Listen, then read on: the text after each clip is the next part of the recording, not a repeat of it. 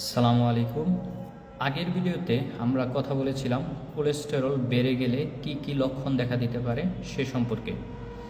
তো আজকে আমরা কথা বলবো কোলেস্টেরল যদি বেড়ে যায় তাহলে আপনি কোন কোন পদ্ধতি অবলম্বন করে আপনার কোলেস্টেরল নিয়ন্ত্রণে আনবেন সে সম্পর্কে।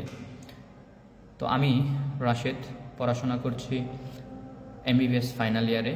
তো আমরা চেষ্টা করতেছি আপনার স্বাস্থ্য, রোগ এবং এই সম্পর্কে চিকিৎসা বিষয়ে গুরুত্বপূর্ণ কথা বলার জন্য, যাতে আপনি শারীরিক এবং মানসিকভাবে সুস্থ থাকতে পারেন।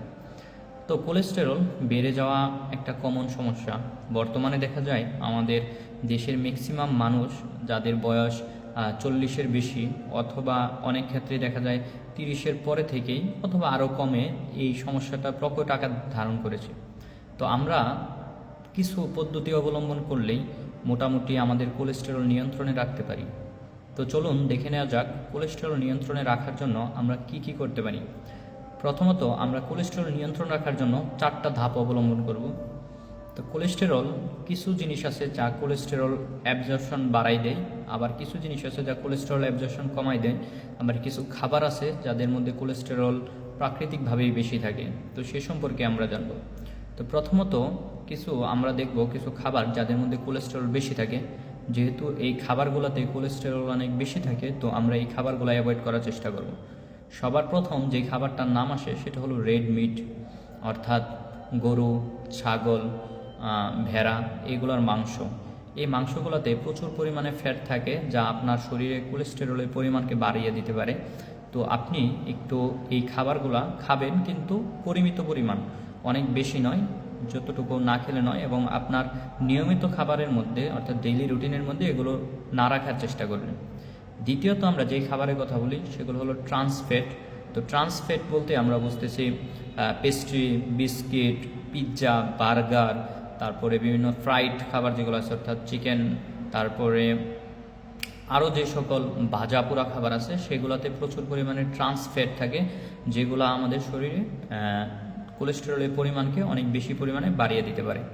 এর পাশাপাশি আমরা আরও কিছু খাবারের কথা, যেগুলো আমরা অনেকেই দেখা যায় যে নিয়মিত খায়, বিশেষ করে অ্যালকোহল, বিভিন্ন ধরনের সফট ড্রিঙ্কস। এগুলা অ্যালকোহল, সফট ড্রিঙ্কস আমাদের কোলেস্টেরলের পরিমাণ অনেক বেশি পরিমাণে বাড়িয়ে দেয়। তো এগুলো পুরোপুরি আপনাকে বন্ধ করতে হবে। আপনার যদি চা কফি খাওয়ার অভ্যাস থাকে সেটাও কমিয়ে আনতে হবে। দ্বিতীয়ত, স্টেপ 2তে আমরা দেখব কিছু খাবার আছে যা কোলেস্টেরল অ্যাবজর্পশনকে কমাই দেয়। এই খাবারগুলা আপনি একটু আপনার ডেইলি রুটিনের মধ্যে রাখার চেষ্টা করবেন, যেগুলো আপনার কোলেস্টেরলের পরিমাণ কমিয়ে দিতে সাহায্য করবে।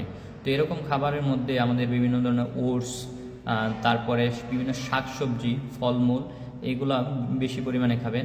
এর পাশাপাশি লাল আটা, লাল চালের ভাত, এগুলো খুবই আমাদের শরীরের জন্য উপকারী। ফলমূলের মধ্যে যদি আমরা দেখি পেয়ারা, পেঁপে, আপেল, এগুলাতে প্রচুর পরিমাণে ফাইবার থাকে। তো আপনি এই ফলমূলগুলো বেশি বেশি করে খাবেন। এবং আরও কিছু খাবার আছে যেগুলো আমাদের শরীরের জন্য খুবই উপকারী, সেই খাবারগুলো আমরা একটু বেশি বেশি খাওয়ার চেষ্টা করব।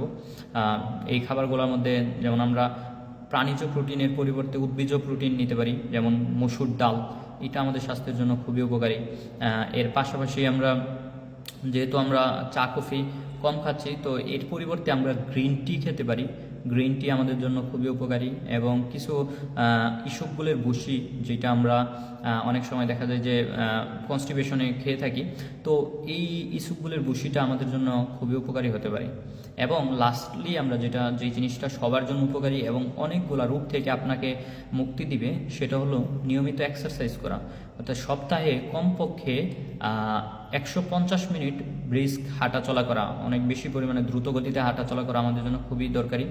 তো বিজ্ঞানীরা বলে থাকেন যে প্রতিদিন কমপক্ষে 30 মিনিট করে সপ্তাহে কমপক্ষে 5 দিন আপনি এক্সারসাইজ করবেন, তাহলে এটা আপনার ফ্যাটের পরিমাণ কমাবে, পাশাপাশি আপনাকে একটা সতেজ একটা মন দিবে, এবং পাশাপাশি আপনি সব কাজের মধ্যে একটা আলাদা এনার্জি পাবেন। তো এই জিনিসগুলো আমরা মোটামুটি মেনে চললেই আমাদের কোলেস্টেরল একটা নিয়ন্ত্রণে আসবে। তারপরেও যদি কোলেস্টেরল নিয়ন্ত্রণে না আসে, সেক্ষেত্রে আমরা ডাক্তারের শরণাপন্ন হব। ধন্যবাদ।